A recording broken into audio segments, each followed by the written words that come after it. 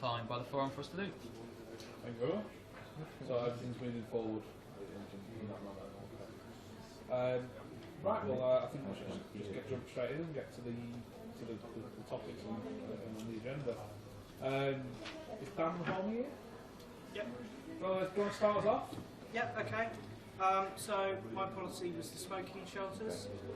Basically, I'd like to mandate the union officers to make sure that we get smoking shelters across all campus areas, including halls in both Stoke and Staffordshire.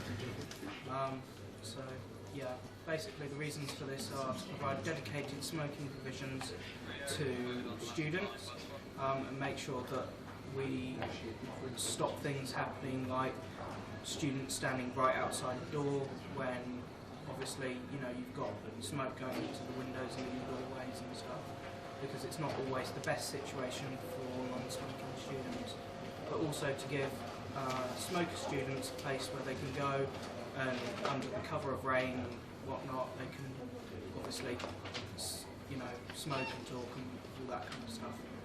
Does the university not provide anything for them at the moment? Nothing. Not really, no. Is that on both campuses doing now, or is it just this one? Certainly in this one, and as far as I know from the student council that I was part of, Stoke doesn't have any facilities either. Nothing was brought to my attention. Nothing at all? No. Okay. So where would you be looking at putting these? Just close to buildings, or are you talking one per campus? Or I'm talking having them probably 2 per campus at a minimum, probably more on Stoke because it's a more spread out campus. And also having 1 in each halls of residence, so that students, when they're living there, can smoke, when it's raining and stuff, without being in the doorways.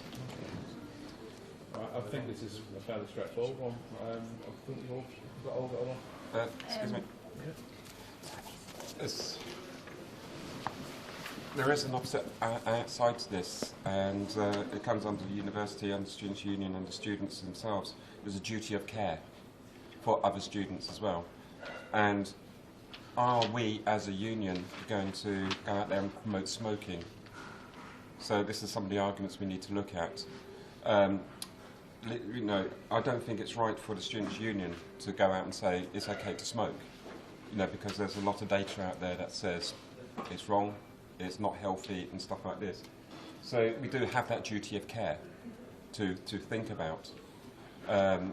Do we give them the space, but how's this going to look? How's these shelters going to look?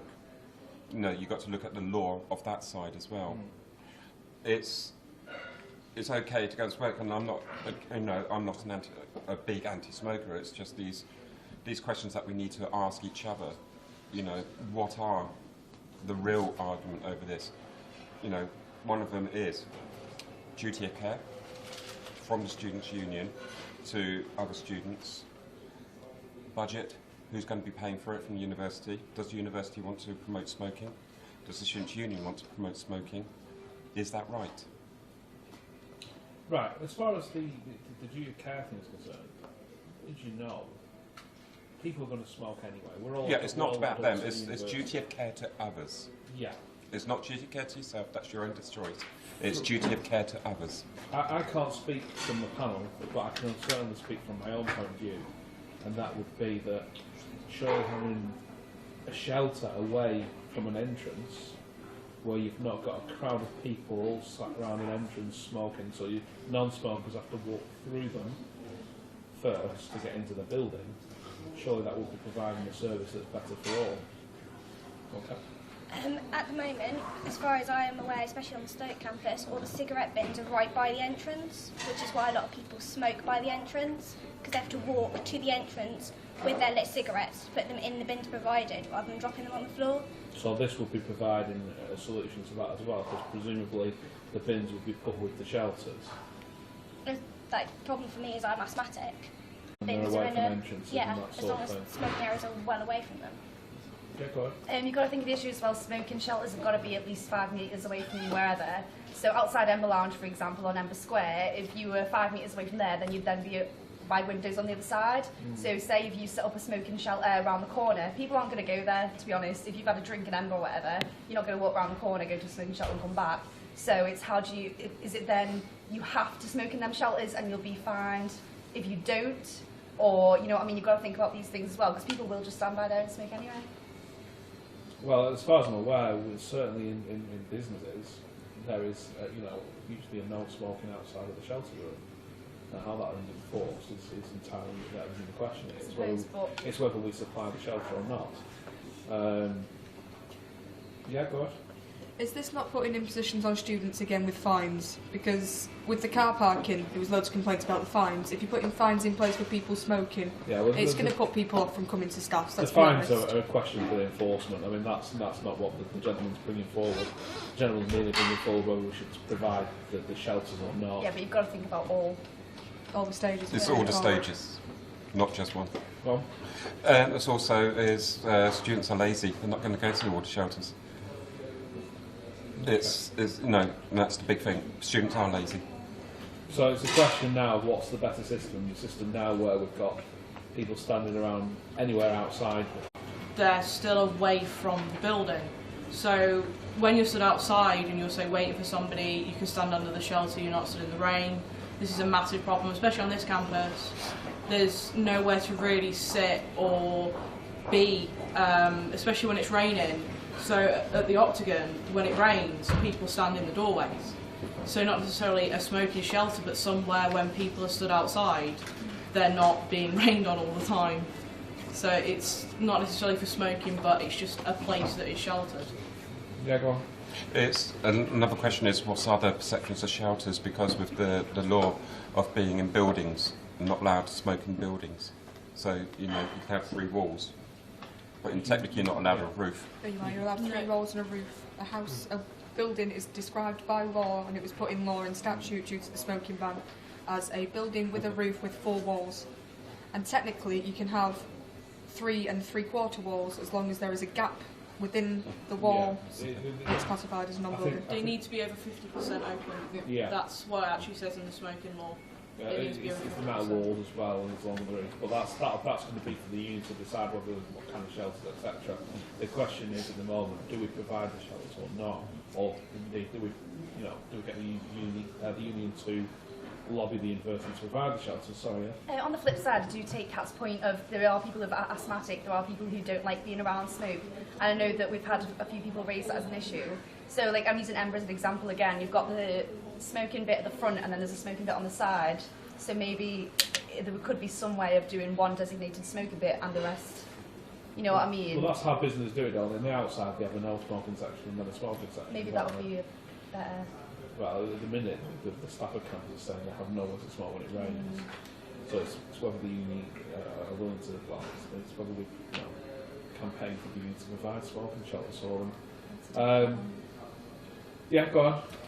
I think it really comes down to, you say we've got a duty of care to smokers and making sure that smokers are not encouraged to smoke, but also you've got a duty of care to non-smokers to ensure that the smokers don't impact on the non-smokers' ability to smoke.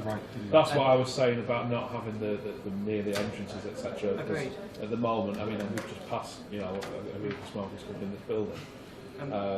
Making sure that happens, is vitally important, be it through smoking shelters, be it through actual enforcement of our current policies.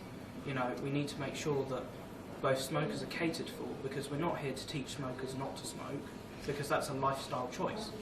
At the end of the day, we're all adults around here. We know when we can smoke and when we can't, and we've made that decision. Okay. Has anybody got the Staffordshire University policy on smoking? Because it might be something in there. Well, I'm not sure. Is there? Do anyone know? There is a policy. There is a policy. The policy is currently being reviewed. We haven't got a copy of either at the moment. Okay. So we have to do we have to possibly defer this to the next one until we have? Well, I think if the policy's under review, it's an excellent time to lobby them if that's the outcome from the panel. Okay. Is there anyone from the union here that would like to put a point forward on this? No. We don't have anyone from the union here, do we? Okay. Do we have enough information, or do we want to defer this, or? Could I raise a suggestion, going back to your first point about not advertising smoking and not sort of saying, yeah, go smoke, because of shelters. Would it be better if the shelters had advertisements on them as cigarette packets do, saying smoking kills?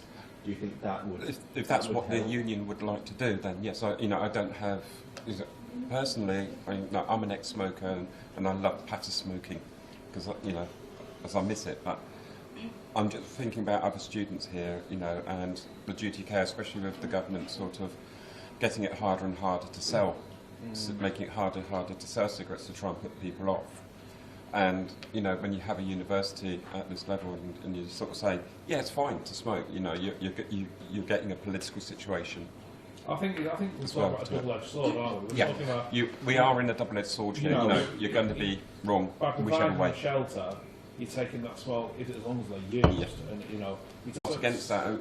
It's actually bringing in the arguments. This is what we've got to think of. Well, we're not children here, even though the students, a lot of them are first time away from home, etc. We're not children. We're not encouraging them. But we have that duty of care because they are fresh from home, is to not put them into a situation. They're still adults. They still have their Some would say that their parents wouldn't. Go ahead. Is it not ironic though that the student union sells cigarettes and alcohol, and then on the flip side is saying, but we don't want smoking shelter? It's a double-edged thing because the uni does sell cigarettes, the bar sells it, the shop sells it. That's why we can do that because we're all adults here. We're all over 18. We can all purchase alcohol. We can all purchase it. The same duty of care exists when selling cigarettes and alcohol. So if someone wants to buy cigarettes or alcohol is damaging as well, then well, let's not go away from the I'm not trying to get away from the topic, but if someone wants to buy cigarettes, then they should have somewhere they can go where they don't feel like, am I too close to this building? Am I going to get told to move when a lecturer comes out and thinks I'm too close, stuff like that? And they're actually given a place where they know they can stand, and they're not going to be penalised for standing there. Of course, public buildings have what you're talking about. The public buildings just don't supply shelters in any places, but they also have a no smoking within 50 feet rule. I mean, if it's brought forward, it's something that could be looked into. If we don't get them, does that mean that smokers have nowhere to go? So it is difficult, and as you say, double-edged whether, but are people going to use them? That's the bottom line. Okay, does anyone else have anything to add before I put this to my panel? No? Okay, I think what we need to think about is as doing like Riley says, is this going to be a useful use of funds, and should we put it to the union to provide them for us, or could the funds be used better elsewhere? And of course, have problems with smoking at entrances, etc. that we already do. I think we've all got enough information, haven't we? Yeah. So, who thinks yes, we should lobby to provide smoking shelters? Yeah. 7. No. Right. Sorry, you have to do a panel to vote. 7. Sorry, I don't recall. So it's 7 of us, yeah? I counted 8. Sorry, can we do it again? Can you just do that again? Sorry. Yeah, you're right, yeah.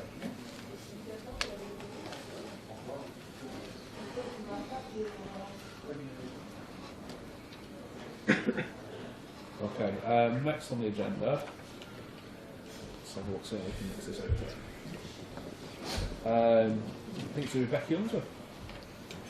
Has it been changed? Yes. It might be worth outlining that you have changed the agenda. Yeah, we have changed the order of the agenda.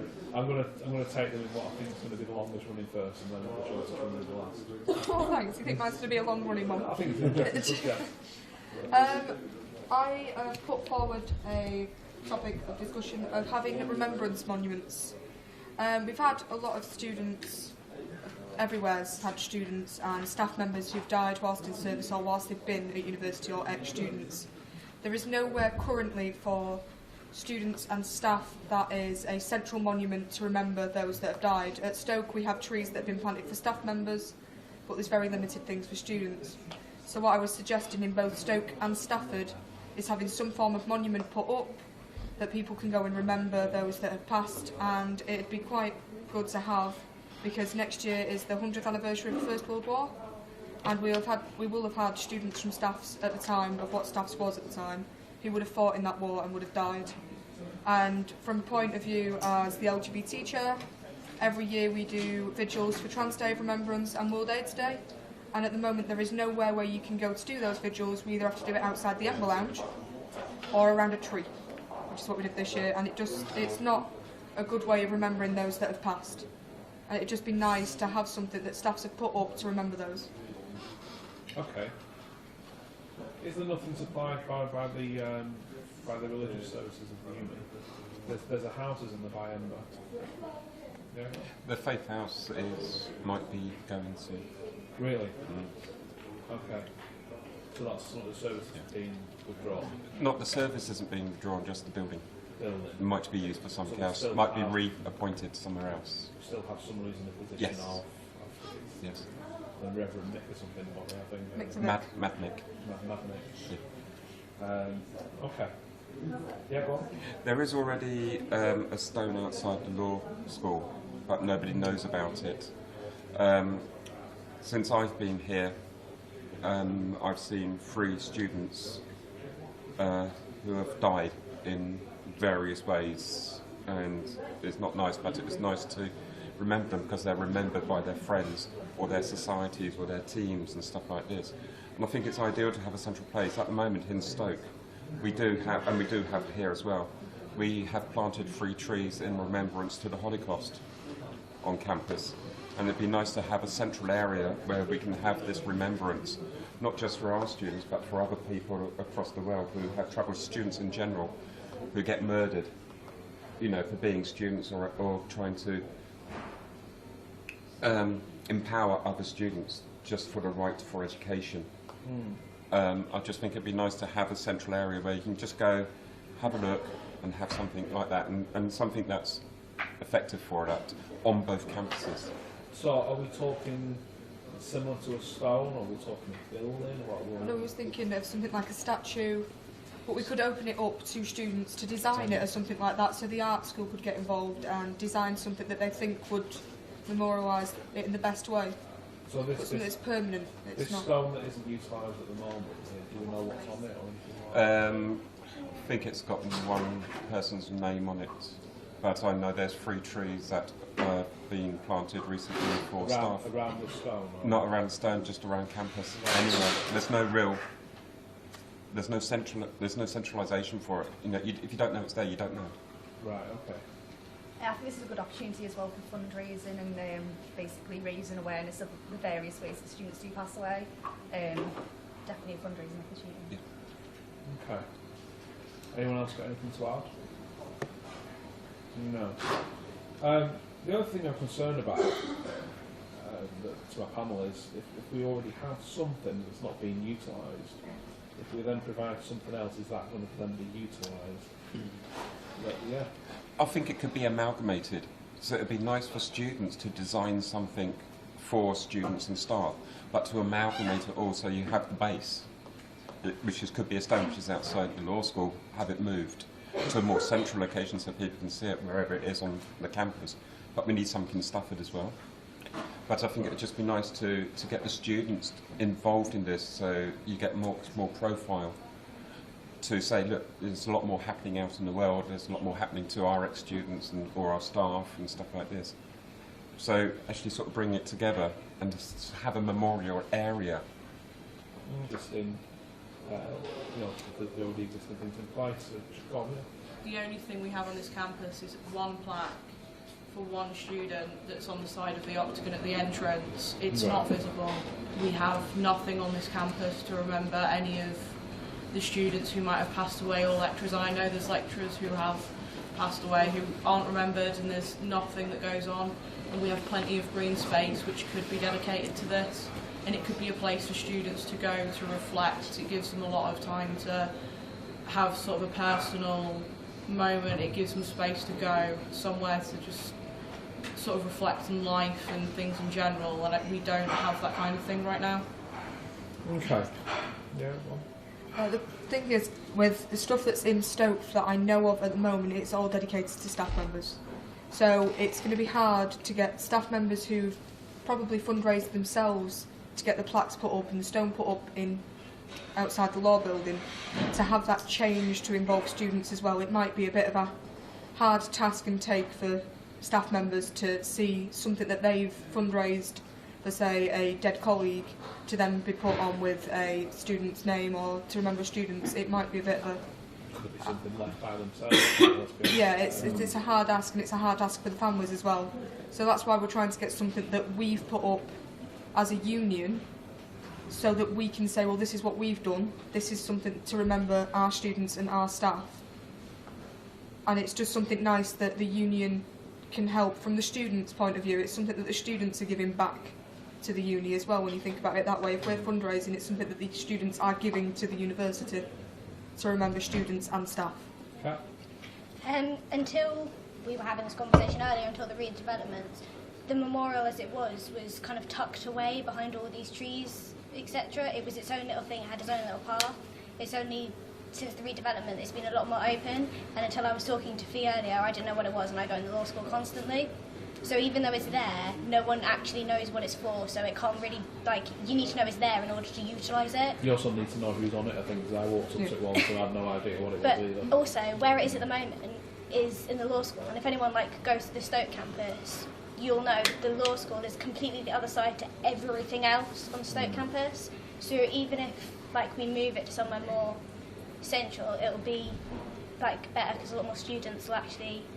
Do you think providing something central would be the right thing, though, if we're talking about somewhere for students to go for further reflection? Where it is at the moment, you can't reflect. It's between a road and a law school in the open. You can't go and reflect. There's a bench there, isn't there? There's not anymore. Is it not? No. They've removed the bench from it. So where it is at the moment, you can't go and reflect as it is. Okay. So there needs to be something more. Okay. I think what we're asking for here is for the union to take this on as a project. Right. More than anything is to take it onto a project so they actually work with the university to get this memorial, whether it be a reflective garden somewhere where people can do, which has a memorial in there as part of the landscape. As part of the landscaping, something like that. That sounds very feasible. And so the union goes away and sort of discusses it with the university, but at the same time starts to work with other groups to fundraise towards it. So it shows that we're not asking the university for all the money. We just say we want to put money towards this because we want to fundraise towards this. But I think it's actually saying to the officers, we would like you to do this as a project rather than mandating you've got to do it sort of thing. It's sort of say, please take this on as a project for you guys. I know it's something the university take quite seriously because, as you're probably aware, they've awarded 2 posthumous degrees recently, haven't they? Yes. So it's something that the university are certainly open to, I would imagine. Has anyone from the union got anything to add on this? I know that I was speaking to Michael Gunn the other day, and he was saying that he did want to do something for the 100-year anniversary of the war, for students who had passed on, who did fight in the war. I think this could time quite nicely. I think it'd be really nice, and I think it's quite newsworthy. So rather than lobbying for something to be provided, maybe we could just open it up as a discussion for the students, for everybody involved. I think it's mandating the officers to take this project on and to develop it. Okay, have we got enough information? Anyone want to add anything? Okay, so those who are lobbying the union to provide this?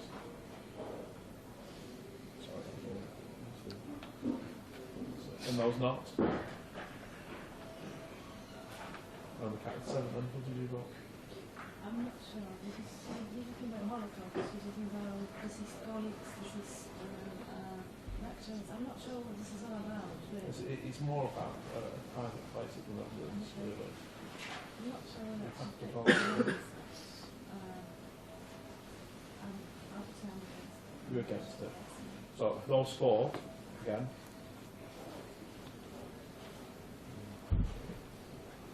7. And those against? 2. 7 to 2. 7 to 3. 7 to 3, sorry. Yeah. Okay.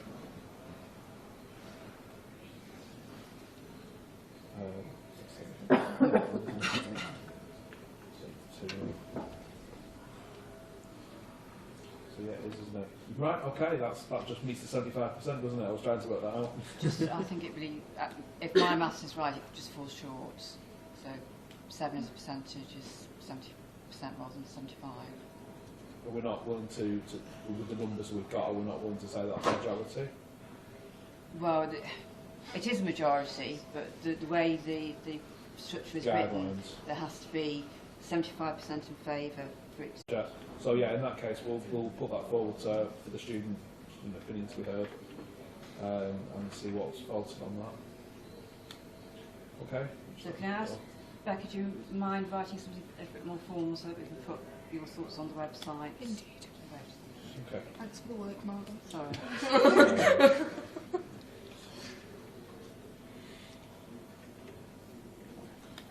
Okay, the next thing, let's do attendance registers.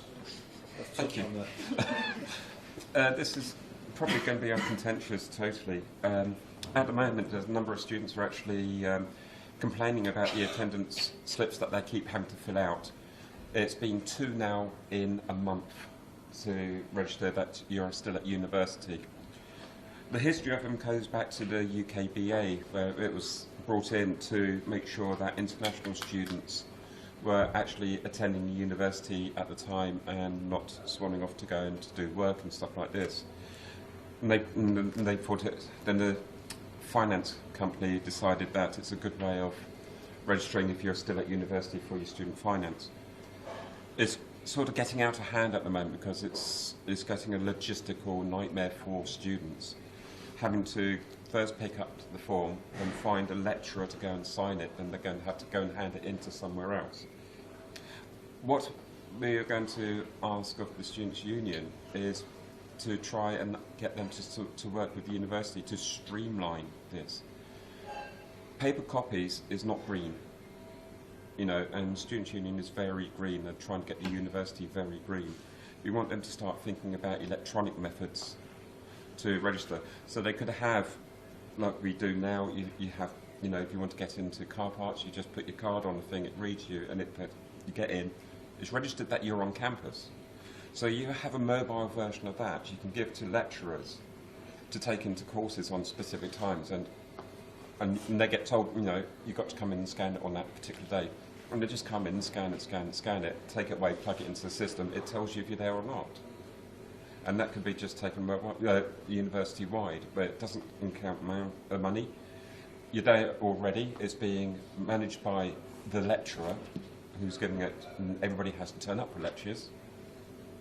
So then, you know, bring the university to questions, why isn't these people turning up for lectures, and then actually find those people quite quickly, why aren't you doing this? And then start questioning them. This was brought up at the last executive forum we had. Was it yourself that brought it up then? No. No. Well, this was brought up then. But I did speak about it. Yeah, and the executive, I think it was Bernard, was it not? Yeah, Bernard Shaw is the Director of Information Services, but it's actually not Information Services that deals with this, it's Student Office. Right. That actually, which then has to be linked into the Information Services. So it will go to more Student Office than IT Services. Okay. As you know, I chaired the last forum, and at the time there was a lot of opinion going forward that I had to cut short. A lot of that opinion was mentioned to me afterwards, and most degrees are a combination of lectures and tutorials. Yep. There's a few that aren't, but on a whole, there's most are lectures and tutorials. Them tutorials usually take place in the offices of the lecturers who have computers there. I don't think it would be that great of a leap to note your attendance on the tutorials rather than specifically the lectures, and get your attendance presented that way and just work on the presumption. That, I think, was an accepted view at the last forum. So what are you suggesting we do different? It might be accepted view, but if you go into things, on my lectures that I have, the lecturer comes and he brings the list and you tick your name if you're there. And so many other people go, yeah, my friends are here, even though they're not. Right. So having this type of pad, electronic pad, that just comes in and you just tap your student card, it registers you in. We have the basis of that system, the back. So it's the way of saying, and it should be done more at lectures when you've got the whole group together, not sort of one at a time. So, you know, you're actually getting everybody's at the lectures and they're the ones who are actually learning. But a lot of it is for student finance. Okay. At the moment, like, we have an online form that you can do if you're ill and you can't make it in to actually get a certificate, because I did this last year. And it basically says, yeah, I'm attending, but I couldn't make it in for the certificate. I'm ill, here's why. And then you have to go in and get your tutor to sign another form later on. So in the interim, until we do something with fee, is there not a way we can roll that out? Because we already have some kind of an online form to do this. I think from what the feel of the last forum, what I got was something online is very easily got around, isn't it? Someone that's saying they're attending uni, who isn't, it could very easily just go online, sign their attendance form and not come into uni. At the moment, your tutors still have to sign it. Your tutors still have to check your register, because my personal tutor had to do this. I did it online, and he then emailed and said, yeah, I verified that you're in. So you still have to get someone to... The issue that fees bringing up, though, is the accuracy of the system. It's at the moment, my lectures isn't registered as my attendance whatsoever. No. At all. But in So, tutorials you will be. Yeah, but my attendance at the moment is purely based on tutorials anyway. So you'd have to bring in something to make my lectures actually register towards my attendance, because even my attendance certificates at the moment, I cannot turn up to any lectures. If I turn up to all my tutorials, it says I have 100% attendance. I don't check off 150, 200 names, because I've spoken to lecturers about this, and lecturers don't do it, because there's no way for them to say, right, here's a long list of 200 people that are meant to be in this lecture. They have to find a student individually, check them off by that they've gone to the lecture.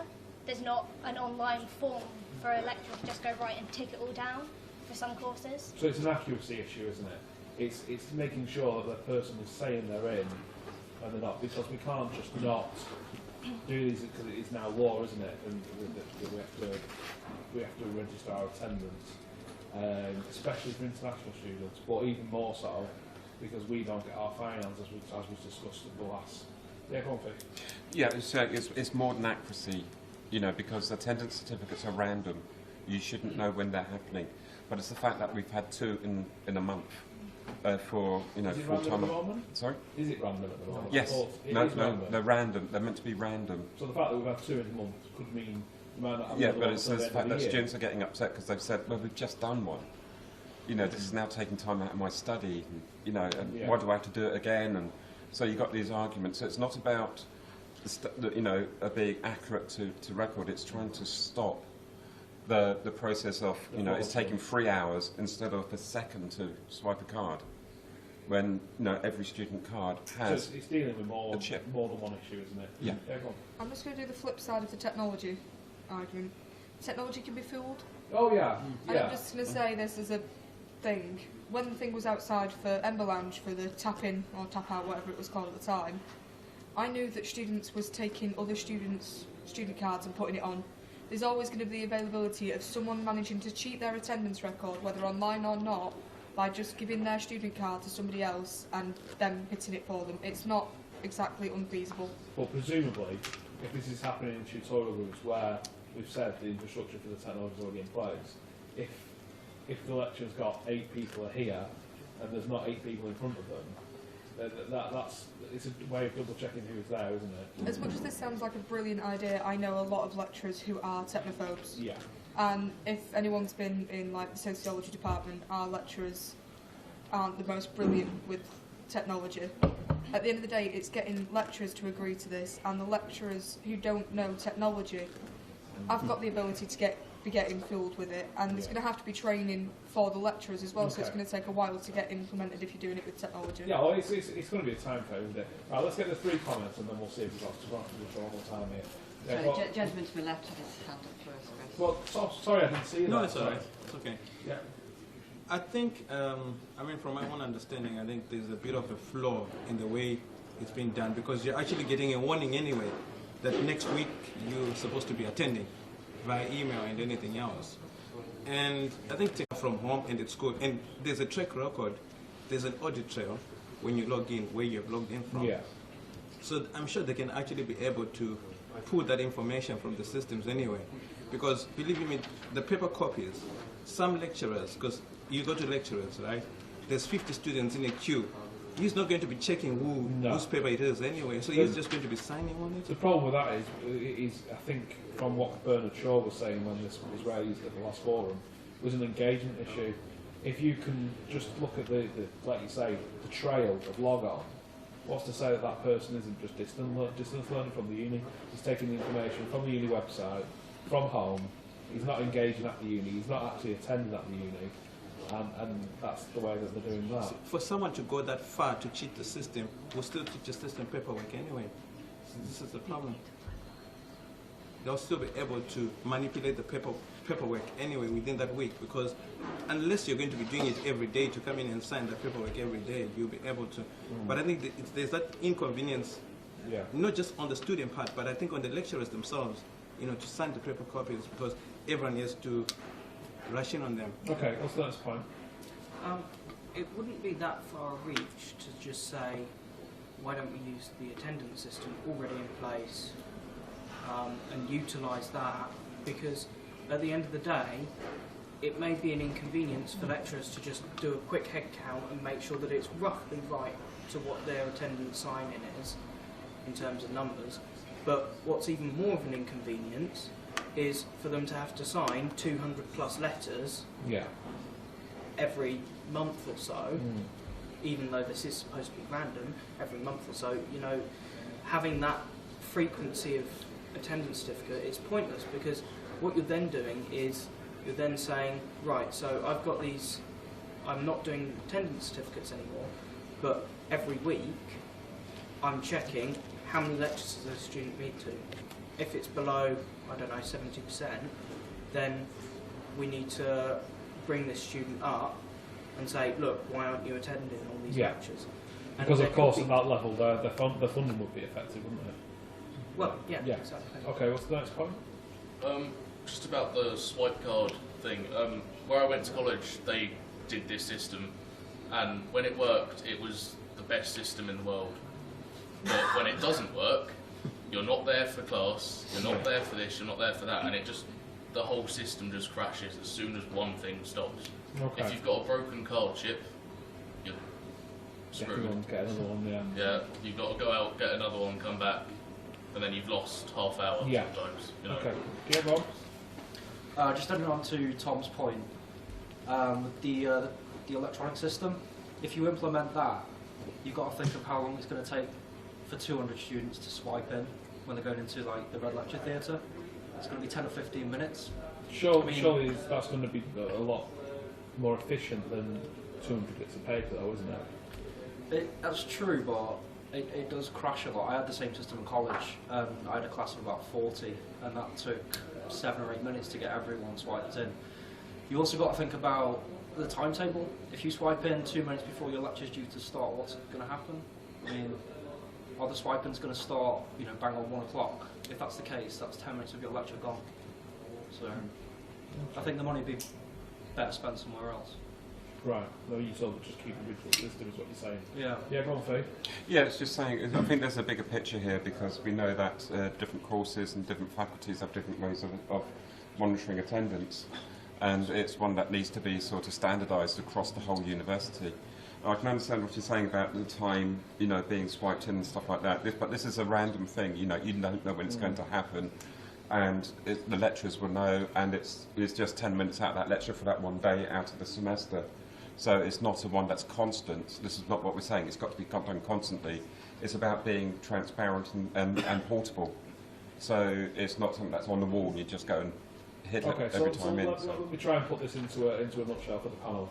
We're looking at, is this system a necessary evil that we're just going to have to put up with the time and the effort of chasing tutors for the accuracy that it performs?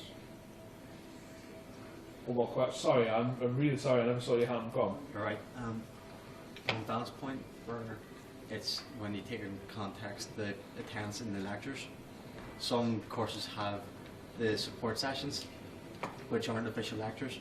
So if the forms come out at random, the support sessions don't necessarily have to have your attendance anyway, because they are only support year. Right. So if it's in the case where you're going to be taking attendance for support sessions there, you know, instead of the forms, then obviously you're going to get ones that feel like they don't need to go to the support session, and then they get hit for not turning up when really they don't have to anyway. I think there's a misunderstanding here. These forms are not here about if you're attending lectures, it's are you attending university, full stop. It's just like... And this is the only question that they're asking, are you actually at the university, are you doing the thing? It's not about are you attending lectures and stuff like this. I'm going to have to wrap this up. Yeah, go on, one last point. I must say I have seen lecturers look at attendance and say if they will or will not sign something, they do refuse to sign something. I've seen the reviews also, yeah. Even though it's not supposed to be on are you going to your lectures and are you coming to university, it is being used in that way. Yeah. And if it's not supposed to be used in that way, lecturers need to know, because they're dragging students up to their offices and wasting student time to go through their register to see if students are actually going. But surely that's the most efficient way of dealing with it, in my opinion. It is an efficient way, but it's not using it in the It's way almost like then you've got to say, yeah, the attendance wasn't that great, or, well, hang on a minute, I've been to everything, it's the system that's at fault. And then you've got to sort it out between you there, two human beings, which is always going to be the most efficient way rather than technology, as someone pointed out. I need to wrap this up, so the panel need to think, is this the most efficient way, the necessary evil, that takes the time, that obviously takes up the lecturer's time more than anything, because they're already busy as it is, or is this something that, you know, we can lobby the union to streamline, to possibly put technology in place? Just make a point. Yeah. There is a system in place to link the cards to the user account, but there is no actual system in place to do the registering through that, meaning somebody will have to build a system to actually do that, which will cost quite a lot of money and will probably take quite a bit of time to do. I mean, it's... Well, that point is then up to the union to decide. It's doable, but it is a... Yeah. It's not a, we say yes, it turns around. It will take quite a while to build a system to do it. Yeah, so we need to basically decide, is it a necessary evil that we've just got to put up with it being as it is, or is it something that we want to really go and spend time, effort and money trying to streamline for the students? I mean, I know there's lots of universities that have on the walls the smart thing, you know, that you just beep in every time you walk in. So I think we need to make a decision based on that. I can't take any more points right now. We need to really either look at this or defer it, because I can't take any more time on it. So have we got enough information? Or we all? Yeah. Let's have a vote then. So, are we going to streamline this, or are we going to decide to lobby the union to go to the university to streamline it, put technology in place if needed? For that? 2 and against? 8. Okay. Thank you.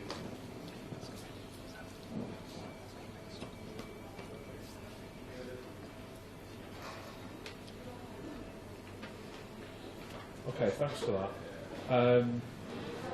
Right, the next thing is going to be transport. I think that's Cat. It is now. It is now. Thomas hasn't turned up, Tom, hasn't do you want to come? he? Yeah, go ahead. I only know what Tom's told me, so I apologise if I get anything wrong. Correct me if I do.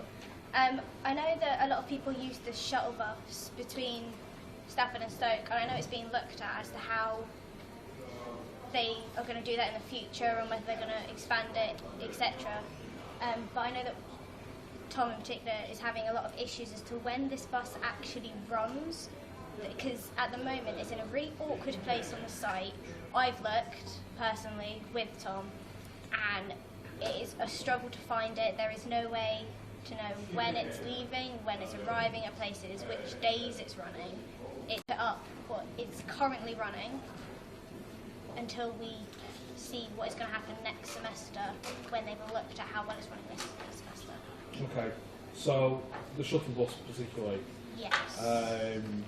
Timetable and the frequency it runs. Being in Stafford, there's people here that presumably come from Stoke quite regularly, I'm guessing. Front house, always know the times that it runs. I think the point is that the timetable's there, but not the days that it's running. For instance, I know... It runs every day. It's on the website. As far as that there is a page on the Staffordshire University website, as far as I'm aware, that does have the timetable running Monday to Friday at 10 to every hour. We couldn't find it the other day. The lad in question emailed me about this, quite a long email. I forwarded it to the union at the time. The problem is that it stops running, I think it's 6 o'clock, is it? 10 past 6. So there's no, you couldn't go to any sort of society meetings, you couldn't go to any union meetings, anything like that, and still be able to get back. But also the big problem is where it runs from. I think that came up from the last forum. The fact that it only goes campus to campus means that it's not utilising the existing transport links. You can't get off a train and jump on the shuttle bus. You can't get off another bus and jump on the shuttle bus. You've got to walk to the campus. Or indeed, in the case of Stoke, there's people driving to the campus, parking up, and then getting the shuttle bus, taking up the parking spaces, which are hellishly hard to get in Stoke at the moment. And I think that's the issue with the shuttle buses, is trying to utilise the main transport links. And I certainly know this lad who Cat knows, he's struggling quite bad. And he's not the only one. I mean, we picked someone up from the shuttle bus just last night. I watched how many got into cars at Stoke. Half It of was the over people half that get of them. off at the Stoke campus get straight into cars. Cars, yeah. Now that was only one shuttle bus at one time, so it wasn't, representative across the board. Go ahead. So is it what we're looking for is like signage, so it does look like the shuttle bus, it looks like basically a bus stop then. So there's a sign up that says that that's where the shuttle bus goes from, that's got a timetable on it, like a bus stop would do. I think what Kat's trying to put forward, correct me if I'm wrong, is the links, the existing transport links. Say, for instance, you live on the outskirts of Stoke and you need to get to Stafford, just as an instance, because I know this is one that's been brought up. You would have to get a bus from the outskirts of Stoke to Hanley. You would then have to walk from Hanley to the campus, You could get a bus. and then get the shuttle bus to Stoke. Where before, when the X1 was running, you would be able to get the X1 straight from Hanley bus station. So it was more streamlined. And of course, from this end as well, I was having a discussion with the panel who travel here regular. Once you've got to Stafford train station or bus station, there's, I think someone was saying there's only one bus every half an hour or something. And then it's extremely expensive. Or it's like £9 in a taxi, it's something stupid to get on. Yeah. But I got Cheaper, Right, so Right, so I think this is going to be, because we're at Stafford, I think it's a little bit straightforward one, isn't it? I think we need to kind of lobby the... Can I just say one little tiny thing? I wasn't actually aware of this problem about transport links. As what we've heard mostly as a union is that people are getting turned away because there's not enough buses being run and the demand outweighs the supply. Hang on, whatever I'm trying to say. Yeah. Well, I think, we haven't really raised that, so I didn't know about this, so yeah. I think the fact that they've been a victim of their own success with this shuttle bus, I think, is that possibly the reason it's not been advertised well on the website? Maybe. It is mentioned briefly on the website when you say travelling to, like, if you click and say travelling to Stoke campus, it will say it's a little substation. We have a shuttle bus running between these campuses.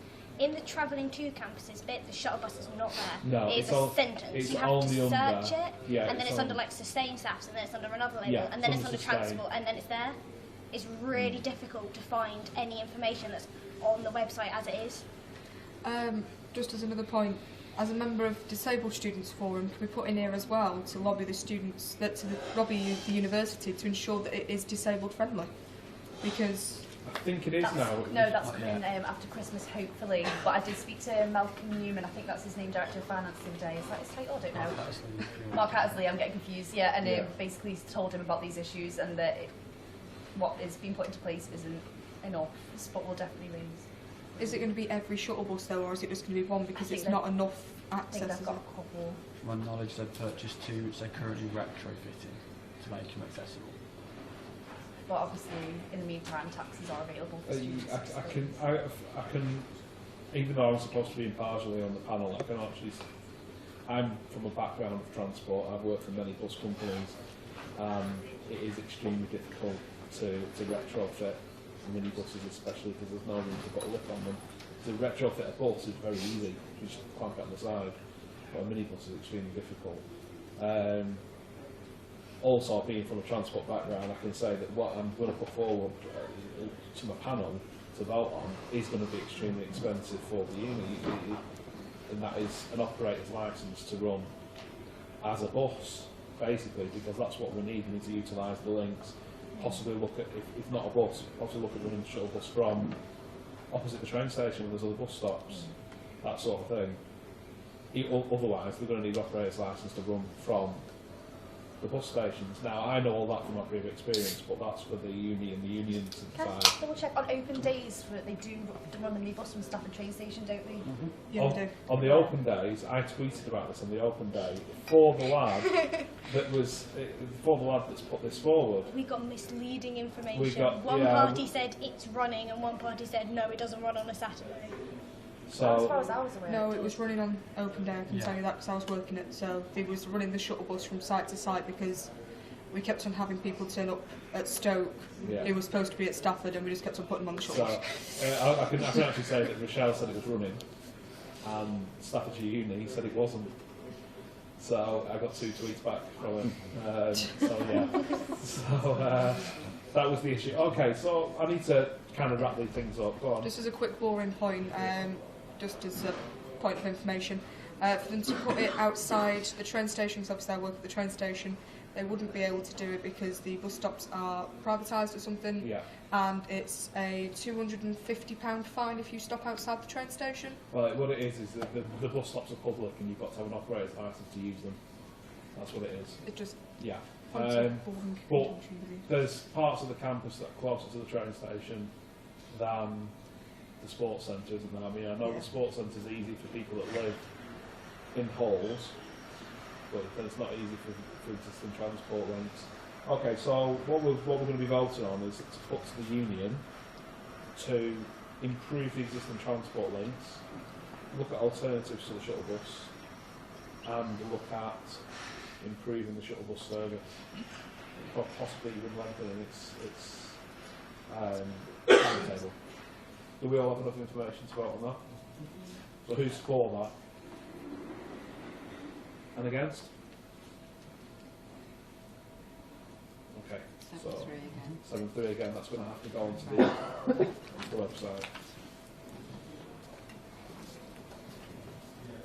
Kat, would you mind giving me something in writing that we can... Well, I can talk to Tom about it, Yeah. because it was his point.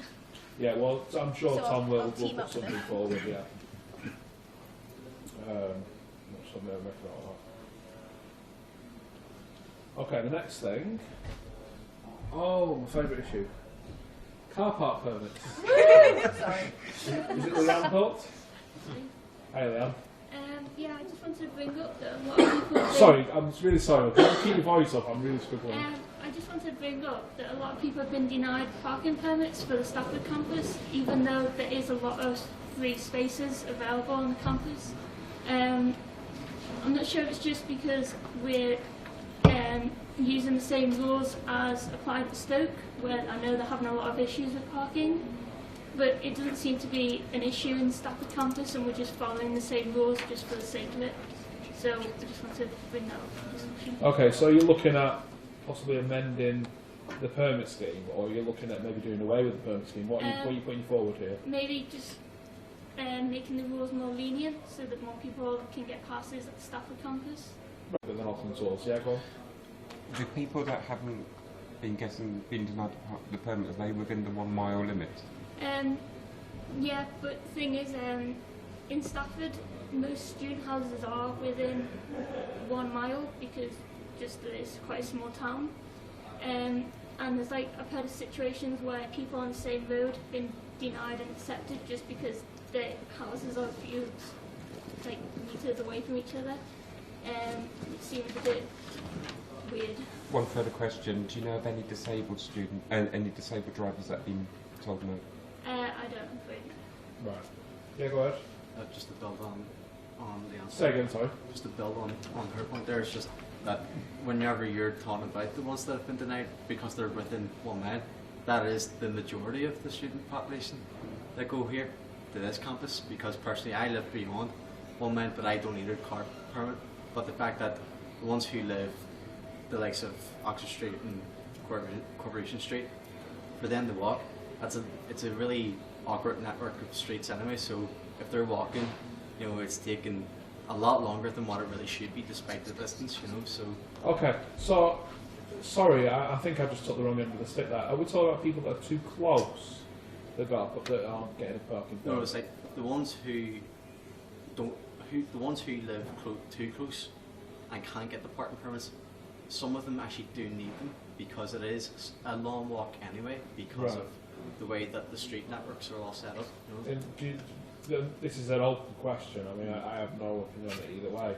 But do you not think it's reasonable to expect a student to make their own way in from a mile out? Yeah, but the fact is that it's the case where to walk from Corporation Street to this campus, depending where you live on the street, you walk away from the campus to get to the campus. So you might add like half a mile onto your journey depending where you live. Not only that, my housemate, for example, is a music student. He wants to bring music equipment into uni.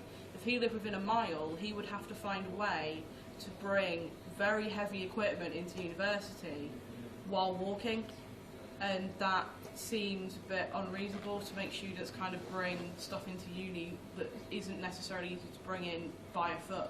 Right, okay. Yeah, well, take Becky first. I'm just going to be devil's advocate here for the fact if you open it up to less than a mile, it is going to bring in a flood and a stream of people wanting parking permits, which is then going to bring in the same problem here that there is in Stoke, that there's going to be no places. There's always been places. Sorry. Yeah, Stafford has never really had a parking issue, even when parking permits weren't included. Also, we need to take into consideration student staff who are finishing at maybe 1 a.m, 2 a.m, 3 a.m. I mean, if they live within a mile, they're going to have to walk home or get a taxi, and that's inconvenient costs. You've also got to take into account, as she said, people carrying equipment. I mean, there's a lot of technology courses up here, so that means that a lot of people are carrying thousands of pounds worth of equipment, which could be very dangerous. And I do take her point as well that Stoke, that they do have a problem with parking, but it's not been a problem here, then why is that being implemented? What about simple parents with children? Exactly. That's another point I think is important, because there's quite a lot of simple parents. Yeah, so there's all these different things. Okay. Well, we've got a few answers. We'll take the furthest one away and I'll work towards it. Go on. I will back up. I have heard of parents who are having to like pay for the permit, and they don't see why they're having to pay to park somewhere where there's so much space, there's sections of the car park that are never used. Right, go on.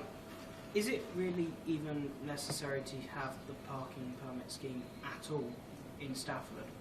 I mean, we've never had a problem with parking.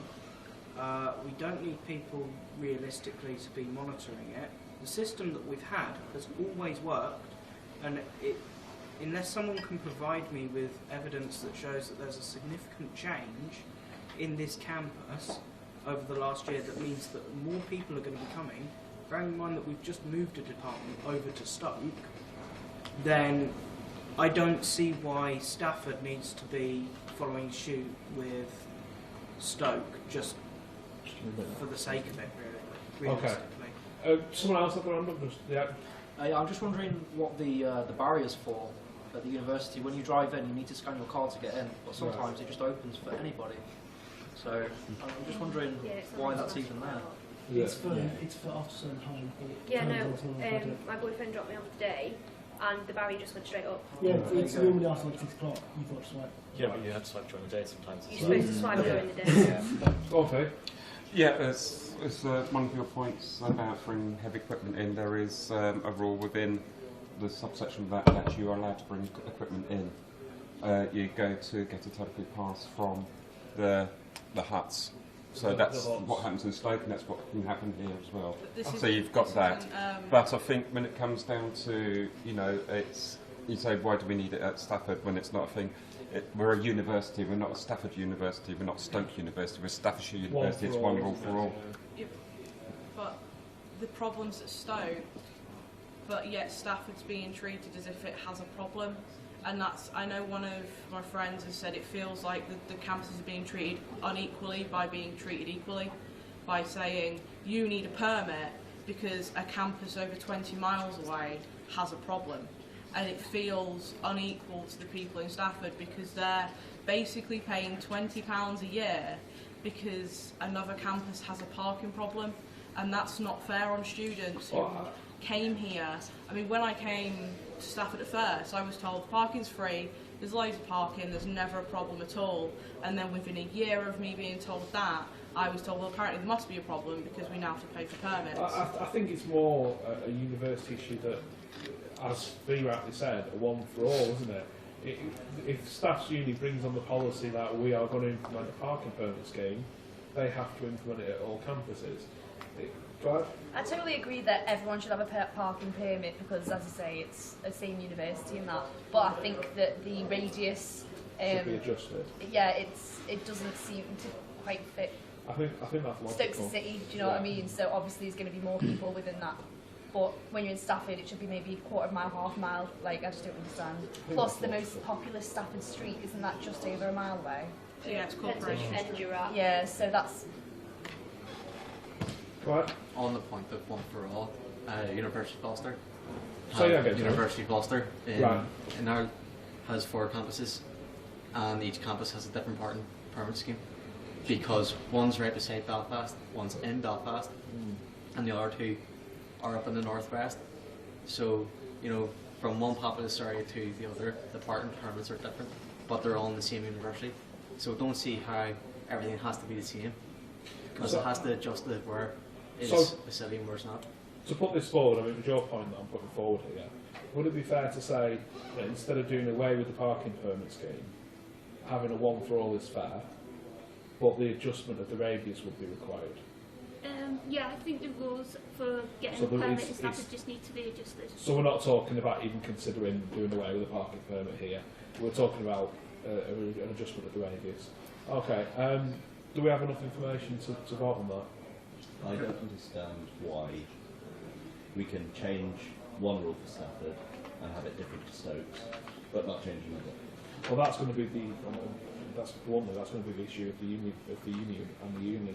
Yeah. All we're going to do now is decide on the policy that go forward. If we say adjust the radius, they have to look into doing that. If the university then come back and say that wouldn't be fair, it's up to them to debate it on our behalf.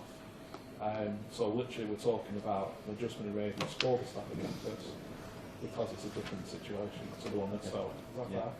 Do we have enough information? Can I just touch on the point of what parking permits are actually for? Because obviously, apparently, it was obviously introduced when there was a parking problem to make sure there's enough assigned spaces for people who own permits. And then obviously, if you don't have a permit, you're supposed to get ticketed. Or if you park somewhere incorrectly, you're supposed to get ticketed. Yeah, the parking permit is to make sure that you are a student here, if you're parking here. I completely respect that might not be the case in Stafford. It was a problem, but in Stoke especially, there was a problem with people who lived on the street, College Road I think it is, were parking literally leaving their cars there for weeks and weeks at a time because they lived in houses across the road instead of going to the council for parking permit, and they lived 10 yards from the uni. You know, so that was why the rules were coming, and that's why we have a parking permit scheme. And I think it's fair that we have a parking permit scheme, listening to the conversation we had at the last forum, because we are students here. It's to make sure that people can't abuse the services that we're given because we're students here, isn't it? I'll take a couple last points and then we'll open up a vote. If the permit scheme is here to say we're students, what I don't understand is why are we having to pay £20 a year to park? That's kind of one of the things. If it's there just to make sure you're all students, that's fine. If we all have a permit because we sign up, we say we're a student, we get a permit for our cars, that's great. The thing is, I don't see why we have to pay £20 to have to get to park on our own campus. Again, when there's no issue with parking on this campus. If there was a major issue, I can understand, but there's not an issue. And it's something that's been imposed by the uni at this campus, but because the uni's decided it, we're having to pay. Go on, Chris. Okay, the answer for that one from the university we've talked about it is the £20 is not a charge, it's an admin fee for the scheme. So that's just, so we've already asked them that question of what's £20 for. The response literally has come back as it's the admin fee for it. So according to them, they're not going to make any money for it, it's just literally to pay off the scheme they're using for it. I have a couple. Yeah. One of them was, following Dan's point, with the whole department being moved over to Stoke. I have a few friends who are students to that department, and one of them lives in Stafford and travels to Stoke in his own vehicle and has been refused a parking permit to park at the Stoke campus because he lives in Stafford. And my second point was, I agree with the radius being dropped a little bit. I think that's a good idea, but allowances need to be made for student staff because being a member of student staff, we can finish at 6:30 in the morning. That's And a fair point. if you get a taxi back after 12 o'clock, it's an hour's worth of your pay gone. So it's not really worth you coming into work. So you- You're going to have to pay Okay. straight away. Is there anything in place for student staff at the moment? To my knowledge, there was. I'm going to look into it, see what we've got. I've had a couple of complaints from student staff and Stafford. So. Really? Yeah, that's why I mentioned it before. Right, okay. Right, I'm going to have to wrap this up, so I'll take a couple of points and then that's it then. So go on, Becky. Mine's just a really boring point, but from working for the Ambassador Scheme and looking at other universities, just to say £20 is actually quite a nominal fee. Some universities charge up to £250, so to be fair, I'd be happy that it's about 20. There's some universities that don't allow any students to drive. Yeah, so it's not too bad, £20. It's a lot of money as a student, but at the end of the day, staff's charged probably one of the least in the universities in the UK, so it's still not as bad. Yeah, Faye? Just to let you know that Staffordshire University is one of 3 universities in the country that do not charge for parking. It has been brought up before to charge for parking, and that would be through a ticket machine, then by the hour, and students would have to pay exactly the same as anybody else. And you know, it's the lesser of two evils, to be honest. Right, go on, last point. I'd just like to say, if you're going to talk about reducing the size, also consider increasing the size, because you have students that come from over 50 miles away who are unable to drive their cars in because they can't get a parking permit. It was my understanding, and I'm looking at the union now to give me some more update on this, it was my understanding that that was updated because we had a number of staff that lived in Manchester and commuted that went through the appeals process for a permit. As far as I know, it hasn't changed. And they were then given a permit saying that the radius had been changed. I thought that was increased. We're not sure. Do we know? I'm not sure. I Okay. think the appeal process is pretty good though. I mean, if you appeal, they'll generally sort it out. Okay. If that has been increased, could you somehow let students know, because people have been denied, they might not know that it has now been increased. Okay, so as part of what you're putting forward, I think transparency of the guidelines they're using,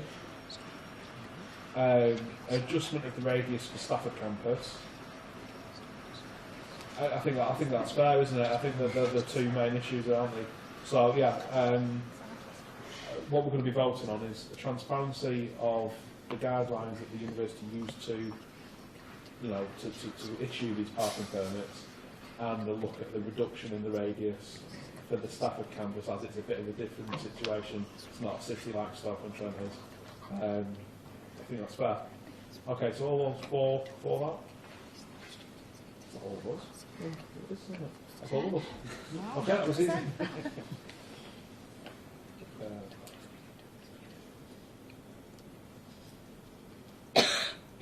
Okay. She's going to die now. I'm going to ask her to speak. Issues with the study spaces. Are you all right? Just about. I'll be fine. You got a drink? Yeah, sounds alright. That's all. My throat's building up. It's amazing. Thank you.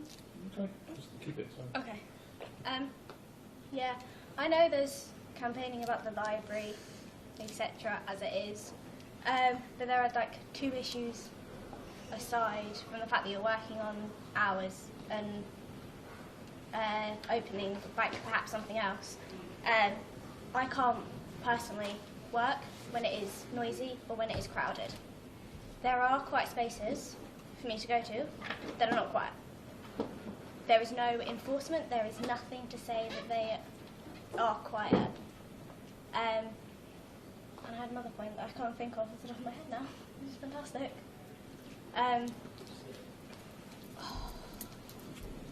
spoke to you about this 5 seconds ago. Yeah. So basically what you've expressed to me is you're looking at not necessarily the library 24-hour opening times, because you don't necessarily need a library. No, I need somewhere to study. My housemates are very lecture heavy. They don't have a lot of prep to do outside of lectures or tutorials. I do. I'm meant to spend 4 to 6 hours for every hour of tutorial work. That's about 12, 18-ish hours I'm meant to spend over 2 weeks. there's nowhere for me to go. You're based in Stoke, I know that. I'm Stoke. Yeah, study space in the same. It's across an the way adjacent from the building library. to the library. We then had, as you have here at Stafford, I believe, the 24-hour library taken away from us. There's been a lot of issue over that. It's been a really hot topic over the past two forums. But even though it was still being advertised as 24 hours, without many students knowing, we've actually had study space taken away as well. It now shuts at the same time the library does.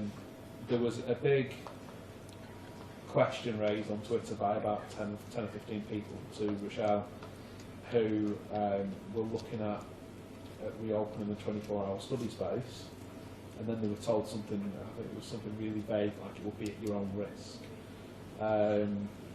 So what we're saying is, if not a 24-hour library, could the students at the uni be provided with a 24-hour study space where they would have Wi-Fi available to them and a quiet atmosphere, or at least a noise to a minimum, so have a group study atmosphere where they could go and work away from the student houses where there's parties going on, that sort of thing, for people with different courses. And I think that's basically what Kat's getting at. Go on, Faye. Yeah, it's just to just expand on it a bit more, because the study space has no security to it. That's one of the reasons they say it's at your own risk.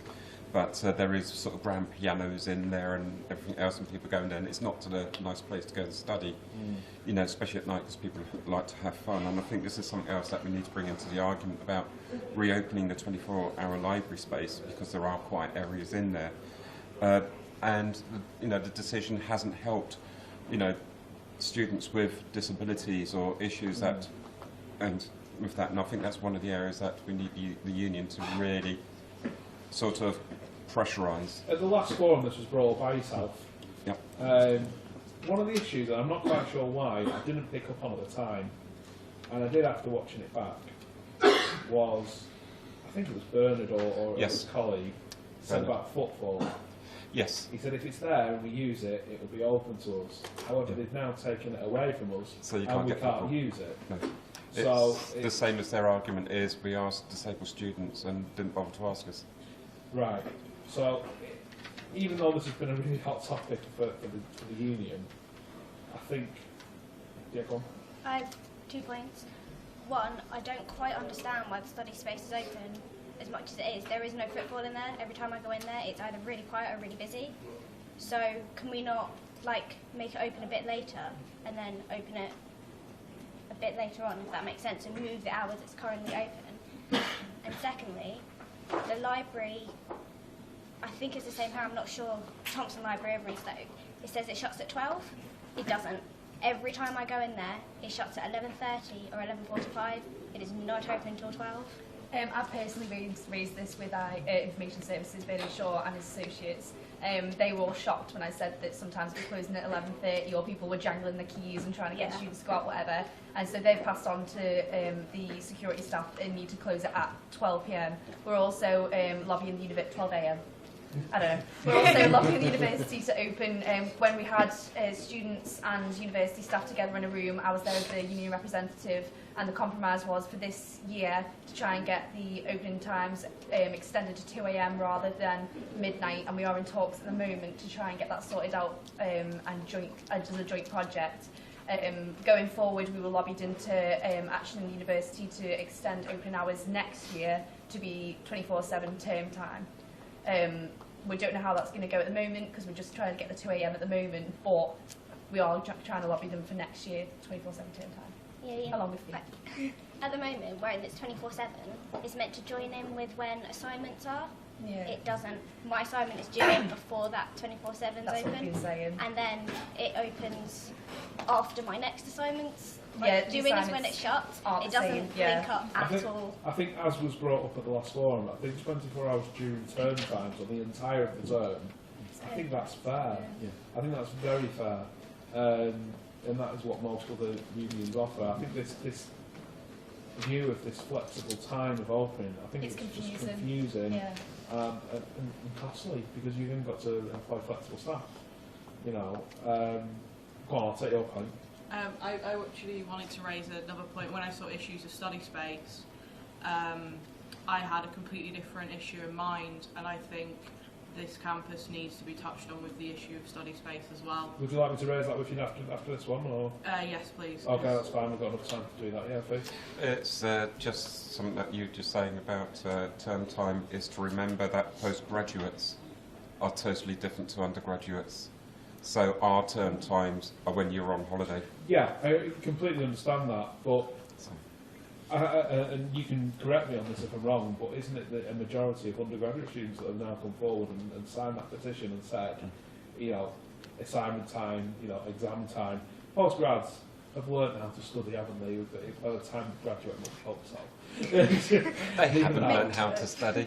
No, what it is, it's just saying that our study times are much more when the undergrads are finished, because it's quieter for us and we can actually get the study going. And we have the resources in the buildings. So it's just a point to say that, you know, term time isn't undergrad term time. Yeah. It's postgrad is slightly different. Okay. Oh. Can I also raise that it's also undergraduates who may, for some reason, have extenuating circumstances. They may do referrals, resets. So it's not just postgraduates or undergraduates. There's no divide. It all overlaps. Yeah, but I think what my point was, I don't misrepresent the point at all. My point was, if they were going to offer flexible time, and they are definitely going to take away this 24-hour library from us, I think a set-out time of when it's 24 hours and when it's not is needed. I think this flexible time is confusing. It's very confusing. When they were talking about 12 weeks of the year, it's going to be 24 hours, I had no idea when that was going to be. You know, and I like to read up on these things and check that. I had no idea. If someone asked me when the library was open, I would have known. So I think that during term time especially, I think is a fair aim to then take a second stardust to get our 24 library back. Because I think at the minute, this is what it seems anyway, and I'm looking at the union to correct me, but it seems like they're just saying, you can get it back, but not right now.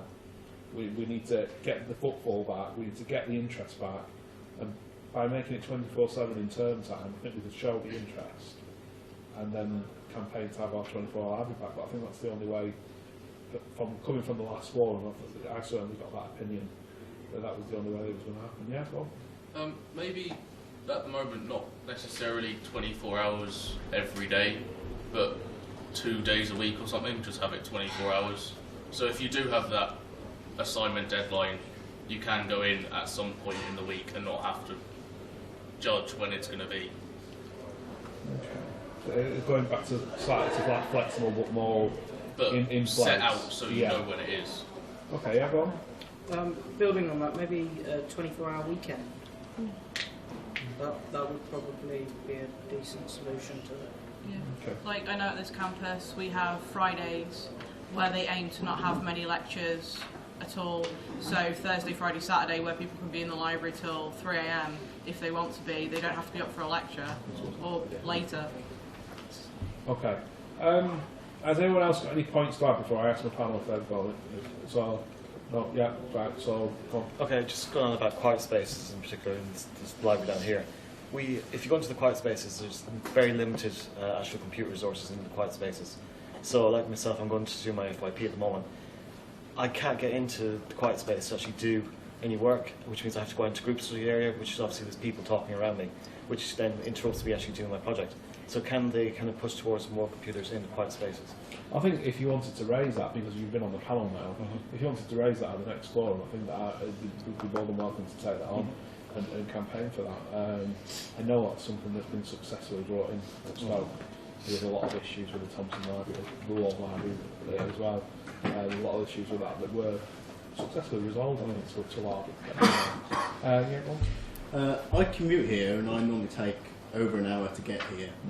One of the most attractive attributes of this university was the library being open 24/7 and those resources just being available.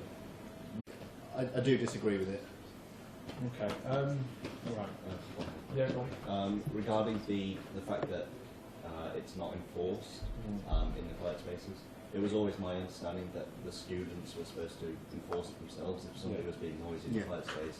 If there's one of you and 6 other people, You cannot. how were you meant to go and be like, by the way, this is a quiet zone, you're just going to get laughed at?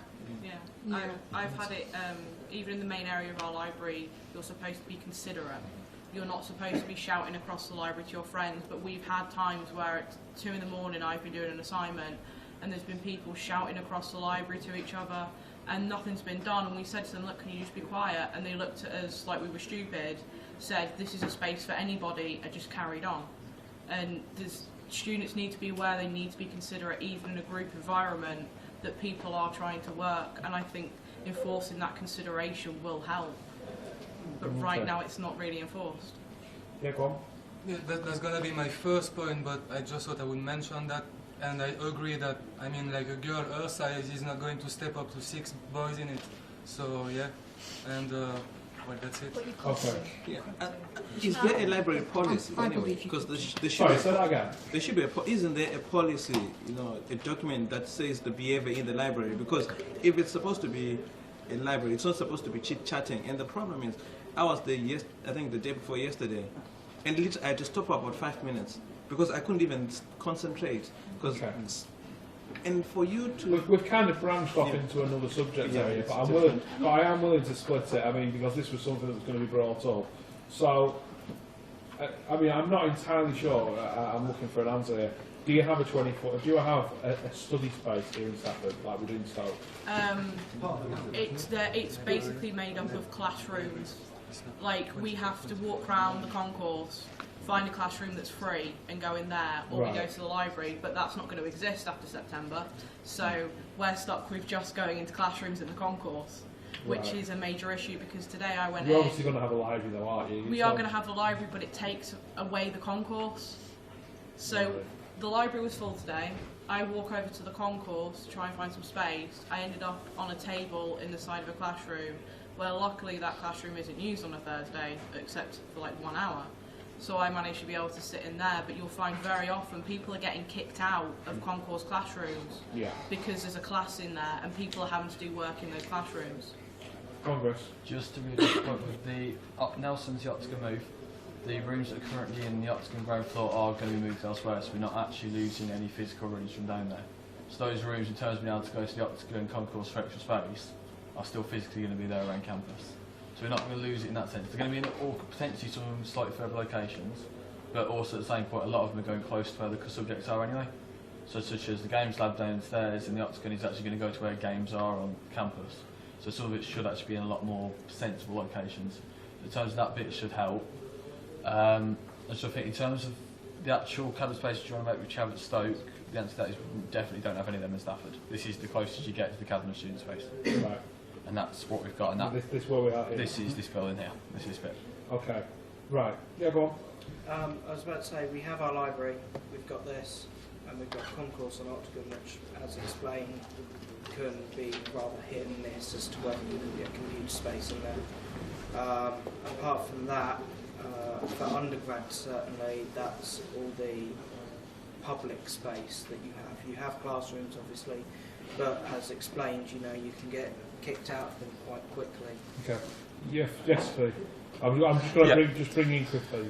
I think because the actually in the moving is being planned at the moment from Nelson into the concourse, is it worth the union to sort of liaise with into that move to plan in a separate study space within the building to help students who then want somewhere to go? Okay. An IT room, perhaps. Right. Go on, make it briefly. On that point of like finding another study space, all the engineering rooms aren't getting used at the minute. Okay. Right. What will be?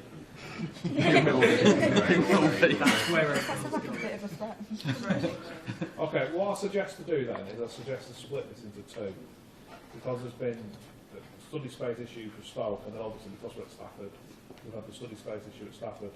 So what I suggest is we put forward to the panel that they look at opening the Stoke student space for 24 hours, look at the library times of a fixed duration instead of flexi time, so during term time, And then for the Stafford campus, we look at a study space whilst all this upset's going to go on until it all settles down and we find out what's going on.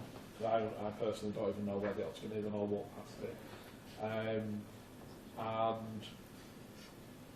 the enforcement of the quiet library is something that anything that the uni can do with their engagement with students, because that is of course what they're here for. Is engaging students. Yes, sir. Just to remind you that there is already a campaign ongoing to reopen both libraries 24 hours anyway, which has already been submitted to this board before, but it's already in action, and I think it is just about adding stuff to that. I think what I'm putting forward to the panel, I was very careful to word it so it didn't overlap with that, is so instead of bringing on this flexi time that the last four... That's the crux of the campaign anyway, so we're talking about that straight away. Right. Would it be worth still voting on that? I think it's an option that we can actually put in with, you know, to put in with the campaign. Well, in that case, it's an ideal opportunity, isn't it? So that's what we're voting on. So in the reviews of Stoke, we're looking at 24-hour study space. We're looking at a non-flexible library opening time, during term time especially. And what else was it? Enforcing quiet spaces. That was enforcing the quiet spaces. And here in Stafford, we're looking at the study space whilst the upset's going on. And then we'll take that from there, and of course your quiet times in the library. Have we got enough information, everyone? I think it's quite straightforward one, isn't it? It's a service. So all those four? That's all of us, isn't it? Thank you. So is that on the first part or the second part? That's for everything. That's split into two, but that's for everything. Right. Yeah. Okay. The last thing I have on... Do you want to bring up about... it was about strikes, wasn't it? What about the strikes? The communication from the youth. Right, well, we'll bring up... I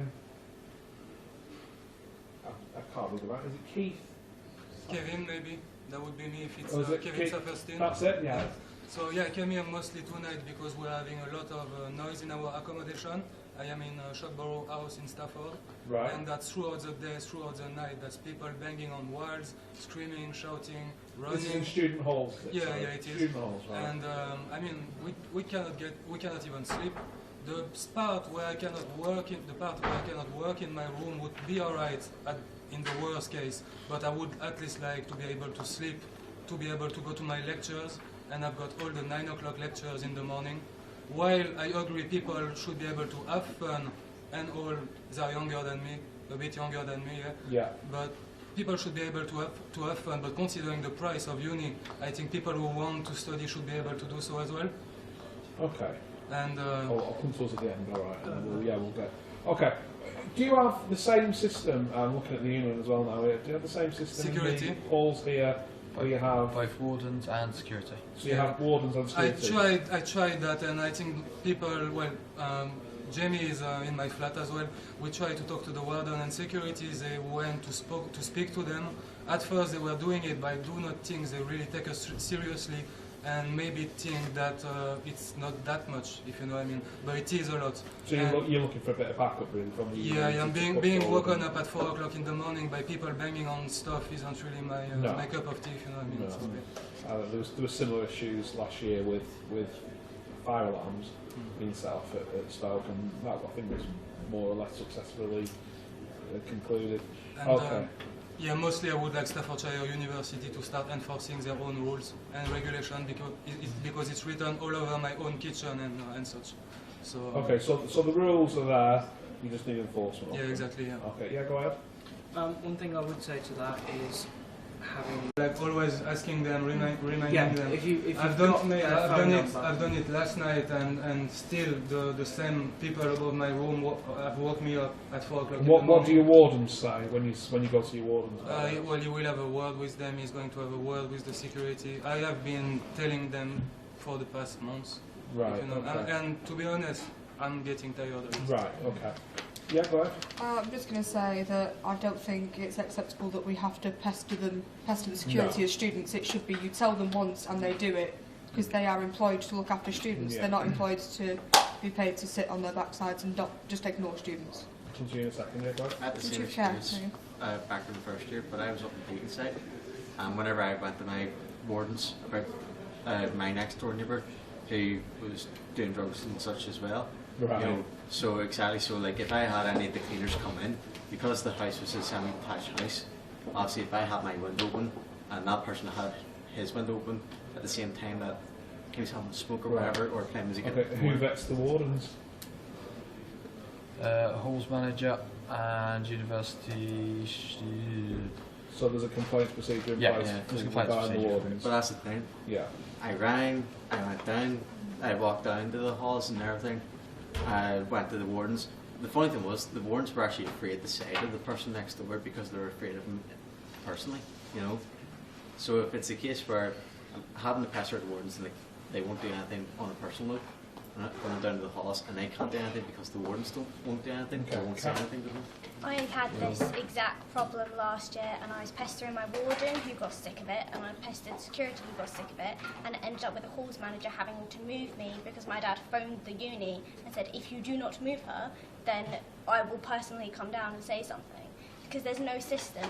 The system as it is at the moment, you have to keep going higher and higher and higher and higher, and eventually you hit a brick wall where they're saying, oh, well, your first year's noise happens. Yeah. And while I can understand that in September time, coming up to November, December, you have assignments, exams, etc. There's nothing more you can do apart from keep pestering them, and it doesn't seem to work. Okay, Becky?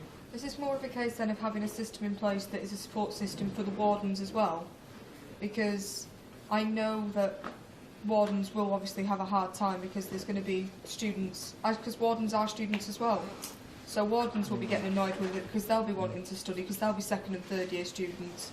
Okay, so is it more having a system in place where the wardens don't need to feel afraid of speaking to their freshers, that they've got the backing of, say, the security staff who seem to be not ignoring the students as well? Okay. So we've highlighted that it seems like it's quite contentious and you know, high-rising issue that a lot of people are suffering from. Yeah, go ahead. Just one of it is it's a health and safety issue as well, because like in my case, the fact that my next door neighbour, I went round them 4:30 in the morning one night where music was blasting, and I opened the door and basically he told me to F off, and I went round to the wardens, said, and the warden's like, well, you know, sucks to be you, kind of thing, you know. Right, okay. So, yeah, go on. This is a kind of semi-unformed idea in that I've just had it. But wouldn't it be possible to have a system where you have certain halls of residence which are designated as quiet zones, so that... I think there's a problem with that, ultimately, and I think that is that everybody should have the right to somewhere quiet to retreat, and not choose a noisy hall, if that makes sense. I agree, but at the same time, there's certain people who are just going to want to have parties and things like that, and if you group these people together, then... Okay. Well, it might well make it. Well, as I said, it's an I think unformed it's idea. quite a straightforward issue. Well, I'm just going to say about the grouping those who want to be noisy and those who don't. When I came to staffs, I, for the first month, partied like don't know what, and then took it seriously. You can't group people together, because for the first month, some first year students will go wild because it'll be the first time they've been away from home. But what happens when they want to start being serious? Yeah. You turn around and say, well, you should have picked the quiet halls. This it's not fair. This is true. Apparently, though, Paris is just saying that it works in Liverpool. Say that again. In Liverpool, when you're choosing your halls the first year, it kind of advises which halls are for the louder students and more Really? central and which are quieter, yeah. And then you do have the problem of, I've chosen this noisy hall, I've had a really great month, and now I've come to do this assessment, and it's kind of tough. But then you go to the 24/7 library, which didn't get not from. Right. So, I don't know how it's... Right, okay. Right. Go on, Faith. I think a lot of it is to bring it back, the respect campaign that the unions run before, and put it back in heavily into halls again. I'm not aware of that. What was that? Respect campaign, it was just to inform students that there's other people about as well. Be careful. It's not just about halls, it's also about walking along in the streets, when you leave the bars and all this sort of thing. It's just a respect others. I don't think in halls you realise how loud you're actually being sometimes. Sometimes the walls can be paper thin, can't they? Yeah, I used to be on the top floor and I could hear someone in the kitchen on the bottom floor moving a chair, and they wouldn't have known, but that's... I think there's a difference between accidental noise and actual being noisy. Yeah, but I think still... there's... Okay, so, yeah, let's go to a panel now, yeah? No, I think at the moment halls is like if you're noisy they'll fine you like £70, and that's all. That's as far as they can take the procedure as a fine. Once they find you, there is nothing more they can do within the system. Well, so it's a bit like a landlord, isn't it? Yeah, if you're consistently noisy, they'll just evict you. But I don't know if there's even a system in place that lets them do that. Union? Is there a system in place for that? Chris? Sorry. Did you hear that point? Sorry, about fines in halls. Yeah, I've never actually heard of a fine in halls for noise. I've heard people be threatened that if they're quiet, if they're not quiet, they will be fined. Let's go with as a warden last year. I had never heard of a fine in halls for noise. I do know one guy who got pulled in for one, and they were on the verge of fining him, and he argued like, you don't know if it really came from me, it could have been from somebody else, and he apparently managed to get around it. But he was on the verge of being fined, but he managed to work about the situation. That isn't really the issue, though, is it? Right. There is no system in place that if people are loud, there's nothing that will happen other than a So we need talking. to look at the system then, basically, don't we? That's what I would say the issue is. Just touching upon points that nearly everyone's made, the union and the university itself have a duty of care in terms of offering these accommodation to students, especially first years, that are going to be first time away from home. They don't want to be intimidated by the noisier groups of people. It's very unfair, and yeah. Yeah. Coming from the point, because I'm a current student warden down in Stoke now, and I remember in my training we talked about noise quite a bit, and the situation that we have to go through is if we get noise complaints, I do a warning system, they get 2 warnings. If I feel that they are not respecting anyone else or if they're keeping myself up, then I will ring security, and then if that doesn't happen, then if they're causing a noise complaint, then you can take that to the police because it's disrupting everyone else. It's specifically states in everyone's licence agreement that unacceptable noise is not tolerated at any time, but after 11 PM and before 7 AM it will be taken in a serious light.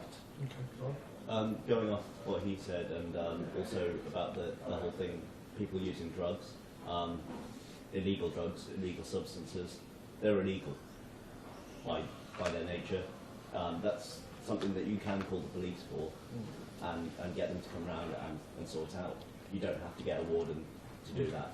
So yeah, if it's illegal, there's nothing stopping you phoning the police or getting somebody else to phone the police. In the case of that, where just say they can't find anything, and then just so happens that because that person's living next door to you and they see the police come back to your house, you know, obviously you're going to think... I think you're talking not in student residence here, are you? You're talking about in student house, are you?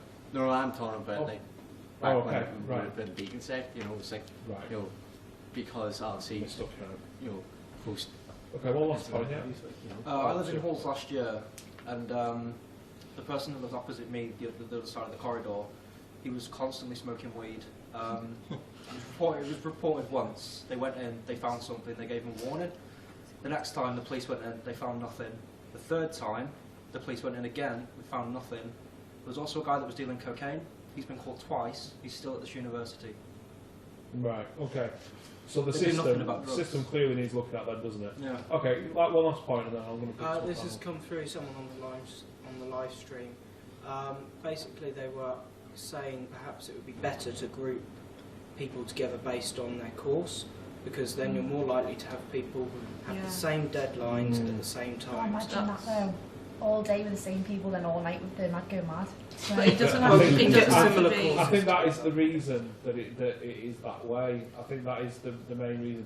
Reading, because there's guidelines online about accommodation, I think the reason that they do have the mix of people is that, so you have a mix of people. But it is and it isn't, in that I'm a computer networker, I was with music and games design people, they don't have anywhere near the similar courses. If I Isn't was that with good, though? forensics, for instance, I share 1 or 2 modules with them. Isn't We that would isn't have that a some good step thing? up. Isn't that part of the uni it's- experience? It doesn't. It's horrible in halls when you have 2 people in your flat who have no work to do and are partying and making loads of noise and up till 5 a.m. and you have like tests all the time and deadlines which require a lot of work. I mean, my housemate has no deadlines this year. Apparently, he's got like 2 things at the end of the year to do, and it's not a nice mix when you're in halls when you don't particularly know these people and you're kind of thrown into a mix of people who you don't really have anything. Some people would argue that that is the uni experience. I mean, you know, you're getting thrown into it with people you don't know, you're going to have fun with them, different course, different mix of people. I think there's a strong argument for that. I mean, I've got, you know, a really good housemate at the moment, from my point of view, because he's quiet, he never leaves his room. He's a game design student that just plays games all day. You know, that to me, the only time he leaves is when he makes a brew and I get one. Fantastic. You know, so I think that is part of the uni experience, and it is a look at the draw. I mean, I'm not entirely sure if the union could even do anything about that, because It's one of them, and you can have people that don't want to be with people who are in the same cause, but you can have people that do.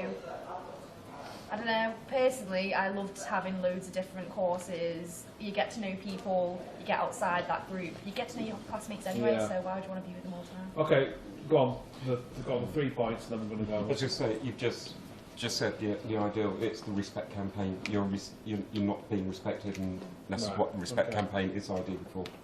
Kat? I was just going off of this. I love the fact that I have my society mates, my course mates, and housemates. It means if something's going on with my course, I can go home to a bunch of people who have no idea who I'm talking about, no idea what's going on, and basically rant to them and get it off my chest. Right. If it was in the same course, I couldn't do the same, because then I have to be really careful where I mention names and etc. because otherwise it's going to go around the whole faculty. Okay, from a panel. Going back to the drug issue, doesn't this uni have a no drugs policy? Yeah, So why wasn't that followed up on? I don't know. Point out that there have been issues Stoke-wise, however, the university have a very strong stance on it. And I know this year we've got Keith Emery, who is our police liaison officer, who we're working quite closely with as well. And I can tell you now, there is a policy in place that obviously Staffordshire University is a definitely no-zone policy, and if there are any problems, they are to be reported, and then it will Do we still have a police presence on campus? Yeah, I was with them today. Right, okay. So we do still have that, even though the cop shop has gone. Okay. Oh, the cop shop's moved. Oh, it's moved, is it? It's in there. Okay. So presumably the cop shop shuts at the same time as the libraries, or does he only have working hours? Okay. He has working When it comes to cop shop, you haven't got the same in Stafford as you do in Stoke, because it's a different area. Do you have I think that's something that the union does need to really push for, us to bring the campus cop. Have a police presence here at Stafford? We have a liaison officer of a PC Justin. No, we have PC Justin Hales, who is normal Bobby on the beat, who does come onto campus, but not as regularly or as often or anywhere near as much as what Keith Emery is. It's like, but he's our closest link we've got. Is that something that could possibly be looked into as to the frequency that he comes? Okay. The university actually pay Keith's salary, don't they? Yeah. That's why. Oh, right, okay. You know, he's on effectively seconded. He's on the payroll. I think crime rates in Stoke are a lot higher than Stafford. Just Yeah. Okay, well, what I suggest, yeah, go on. From the live stream again, he replied to the comments made here saying that the nurses are already grouped together because of their timetable, and it proves that it works because the nurses don't have that much issue as far as I know. So the nurses are grouped out. I presume that's because they're up all hours of the day and night. Well, yeah, it is, but at the same time, you know, like it serves to follow on that, you know, people are going to have silence at the same time and want to party at the same time. Okay. Right, I'm going to have to wind this up, so I'll get the points really quickly. Right. Nurses have different regulations to us, which is why they're grouped together. Right. Go on. I was going to say the weird thing is that the paramedic students who do very similar things to the nursing students aren't also grouped. I know. Is that for the reason? Do we think right? Okay. Yeah. Well, that's for the reason that I just said. Go on. I was going to touch on the point that in the same way you could have halls which are quiet zones, could you not have a similar option saying I want to live with my course mates, and then the university can put it together in the application process? So it's by choice. Right. I've actually really liked the way tonight's gone because we've split the issue now down into two things again. Okay. What I suggest we do is a look at three things on this issue, and that is police presence at Stafford, maybe to the level or close to the level that we do at Stoke, so you feel safe and there's always someone to get involved should you have an issue like the gentleman has. A look at... It's not really that I don't feel safe, but I would like to get some sleep in it. No, yeah, but the situation has been split up now into a wider remit sort of thing. I also look at the way the regulations are not only made but enforced, and we'll look at the application process to hold, see if you can be grouped with people on your course. I think that would be something easy to do.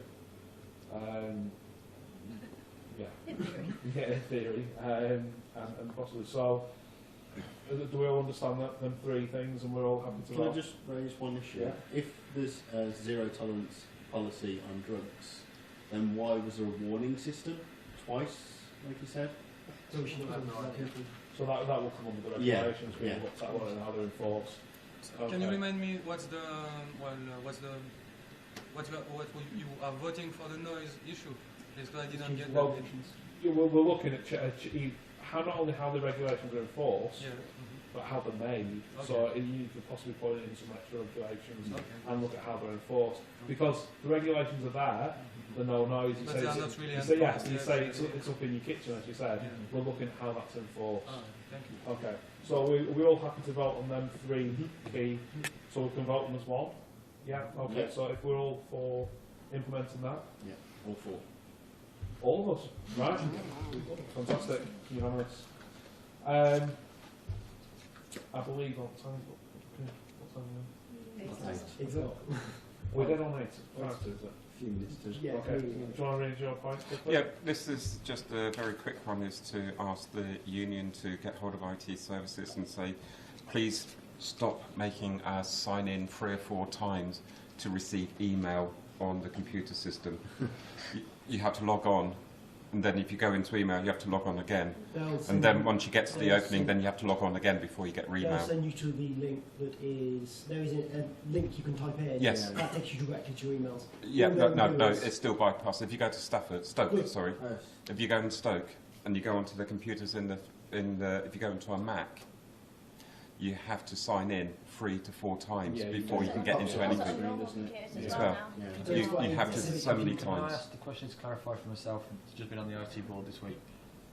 What do you mean when you click on Outlook on the computer it doesn't go onto it? What do you mean when you go on? If it's on a Mac, it doesn't go into it, so you have to use webmail. Yep.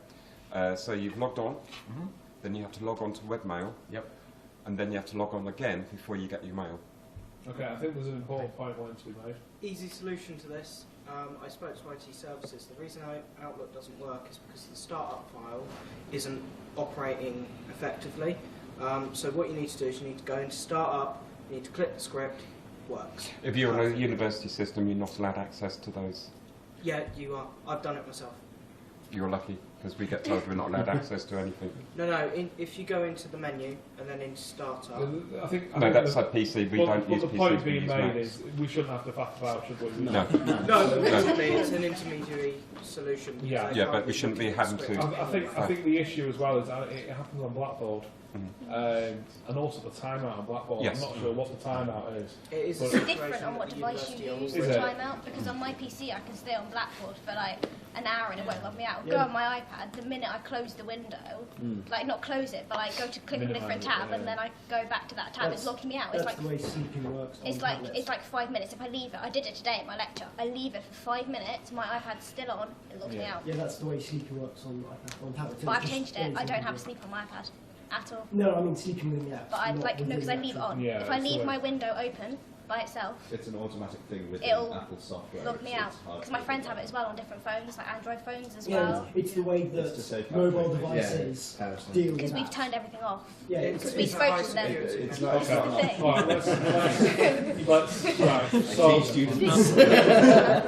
Okay, so the login to email. And the one separate bit for that. If you've got a you're alright. You're alright. Raise your arm. Raise your arm. I'm fine. The separate part to that is Mac users cannot print from their own machines to the network, whereas PC, you have a laptop and a PC, you can download a little script that allows you to print. Can I say something very simple? Go on then. All of the university printers are changing as of from December. It's not the printers, this is the script that you can print to the system. With this, they're changing of how you print via your own devices. Yeah, So you can't do it on the going Mac at the moment because they won't write the script. We'll check, make sure the new ones definitely will then. Rico looking at the moment. Okay, So forget that so bit. that's a side issue, right? Okay. Yeah. So the login for the email. Yeah, need to stop look at faffing with that. I think, and the timeout of the Blackboard. I think that's very straightforward. Have we got enough information to? Yeah, all four. That's all of us again. Okay, that's all of us. Right. Anyone else got anything they want to raise in the next 5 minutes? Go ahead, Pat. You mentioned it briefly, the communication Communication. with the strikes. Right. We purposely don't tell students and stuff. We got an email saying ask and they'll tell you. Yeah, apparently to cause the most effect Right. and cause as many Because so everyone's involved, let's make this known.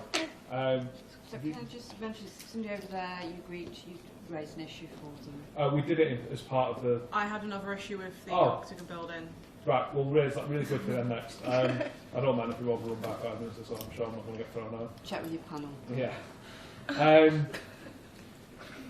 Okay, there was an email went out, just so everyone knows, because we were discussing this just before. There was an email that went out by the university that said Contact your reception. there's going to be a strike, industrial action. Contact your faculty and your tutors if this is going to affect your studies, and we'll make arrangements for you. That was exactly what the emails are from the university as a whole. A group of students, I'm led to believe, did do exactly what the email said, and they contacted their lecturers, who were answered in an extremely rude manner. We don't have to tell you, as it's industrial action, it's designed to disrupt your studies. That's what we wanted to do. See, and that was caused quite a lot of upset for quite a lot of people. It's because the staff said it quite rudely, Yeah. but it wasn't only that, it was because the email was phrased, if you ask, you will be told, Yeah. is how the email was phrased. I know, like from friends who've done employment law, they don't have to tell you, but if you have an email that says you will be told, and then you have 150, 200 students asking for the same lecture, it irritates staff, and they get quite rude. So if the email had literally just said, they might give you like information, they don't have to. If it'd been phrased in a different way, it wouldn't have upset quite so many people. But I know the dean of our faculty has had so many complaints because of the way staff reply rudely, because staff say one thing and an email says another thing, and it contradicts. So we're not entirely sure. I'm not entirely sure what I'm putting forward here. So I'm going to ask. I'm going to ask the union. Do you think this is something that you could do anything about? What do you want us to do? Just like Yes. just ask them to give us like correct information, or make sure the information you give us isn't going to be contradicted by staff. Yeah. So what we're asking this panel now is, should we approach the union to deal with this miscommunication? Is it more dealing with asking the uni to communicate with their lecturers better? Because that's what the issue is. It's the university. I don't know, I just said that really weirdly. It's the university asking the unions. So it's asking the university to speak to the unions and saying to them, what's going on? Can you tell us? If not, can you word it? Because surely the university should have asked the unions themselves to word an email to the students and not took it upon their own back to speak for the unions. Okay, well. I'm going to put it out there. This is probably a more generalised issue in that the university tends to be quite bad at communication anyway.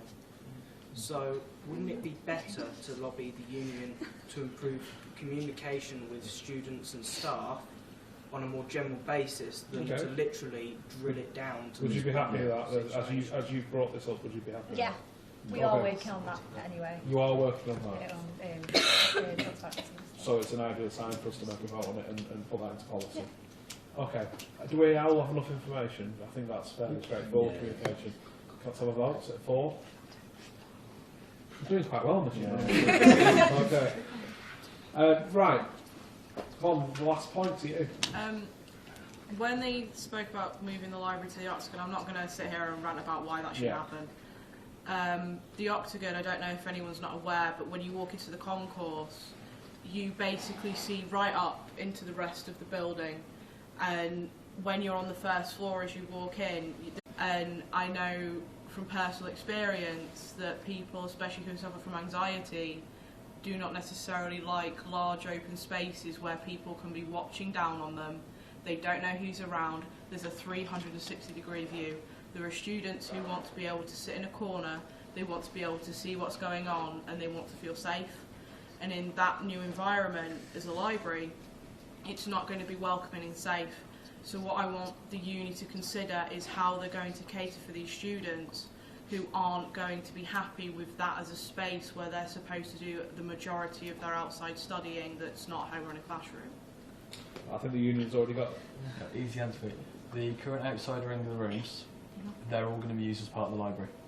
So in terms of anyone that doesn't want the big open space in the middle, there will be space on the side, which as the current teacher rooms anyway, I'm assuming that's better. In terms of the space around the rest of the campus, from what we've currently got, we can look at seeing how the space can be laid out more. I'm hopefully getting the layout, the rough design layouts at the moment that's sent to me, so we can see where the things are going. And with that, we can try and make sure fit more things on the side that are in more private areas for people that don't want to sit right in the middle. Will they be dedicated rooms for the library? Because I know like K2, like K25 was literally just redone. Yeah, no, rooms on the side are all going to be library rooms. So, example, like the silent study will go into one of the rooms, group study will go into one of the rooms. The main green area will be in the centre, but the other rooms we're going to use for the library. Okay. Will they be just quiet rooms, or will they be like group work rooms as well? Because that's quite important. Mixture. I'm going to try and just get stuff on the website as soon as I can. So is that something that we don't need to touch on now? Let's go in the process. Yeah. Working session for small focus groups that you can do. Yeah, that's probably the easier way, isn't it? Okay. Well, that's an ideal solution for us. Okay. Thank you everyone for coming. I know we've run over by a few minutes. I'm sorry about that, but we've got everything done. Please continue to come. I know in Stoke where there's 2 of these held and there's only 1 held here. That's the way this with that. But please do come to Stoke. Please come and get involved and come on the panel. I think they've been a great success so far, and I think they're working. So thank you for chairing. Thank you everyone.